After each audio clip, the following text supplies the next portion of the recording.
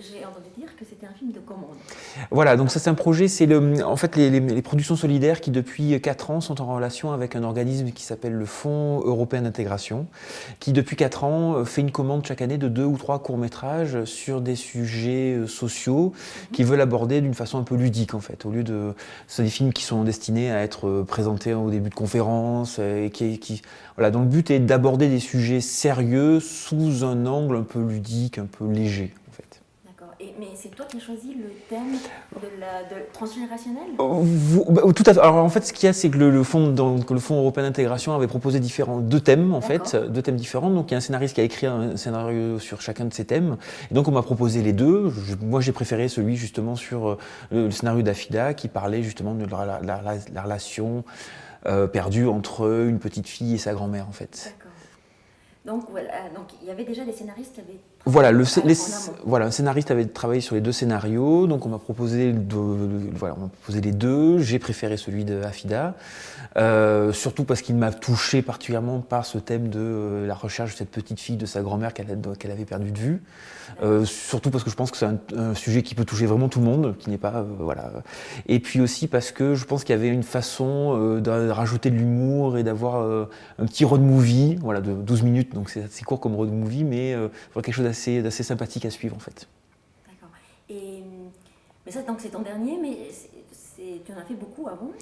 Oui, moi j'ai pas fait d'école de cinéma, donc forcément moi j'ai commencé à être premier assistant et assistant monteur sur des courts-métrages, sur des téléfilms, etc.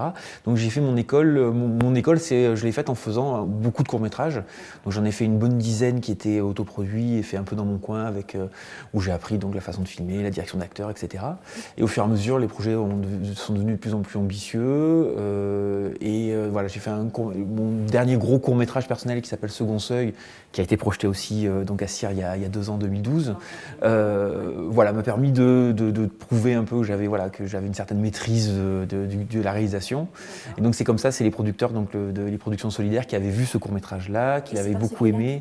Voilà, et qui m'ont proposé de faire ce film-là en fait. Là où je trouve que le scénariste peut intervenir, c'est par exemple au montage. C'est là où souvent je rappelle mes scénaristes, parce que c'est vrai que la réalisation, on se concentre sur beaucoup de détails, sur les personnages, sur les costumes, les décors, la notion de plan par exemple, et des fois on perd de vue la dramaturgie globale du film en fait. Et ce qui est intéressant, c'est justement celui qui maîtrise le plus ça, c'est le scénariste, parce qu'il est concentré sur ça, sur une question de structure, et c'est intéressant de le faire revenir au montage pour dire est-ce qu'on n'a pas perdu de vue certains éléments.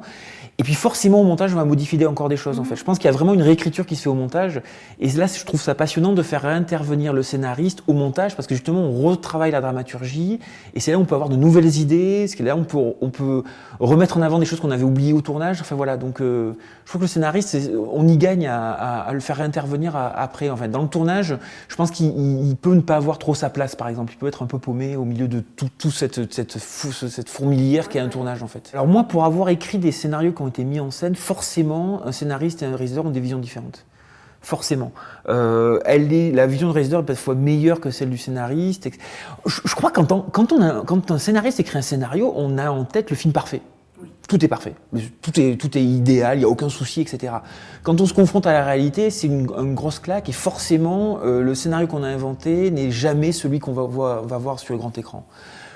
Après, c'est autre chose, quoi. C'est un autre métier, je pense. Et je pense que dans le métier de scénariste, il y a cette histoire de deuil de son scénario en fait. Le scénario est pas. C'est vrai que le scénario a ce statut d'objet temporaire. C'est-à-dire qu'avant le tournage, il est essentiel parce que sans lui, il n'y a rien. Mais une fois qu'on a tourné le film, le scénario, on le fout à la poubelle et on n'en a rien à faire en fait. L'important, c'est le film en fait. Donc dans le métier de scénariste, il y a cette notion de deuil de son travail, dire voilà, on a été là pour faire autre chose en fait.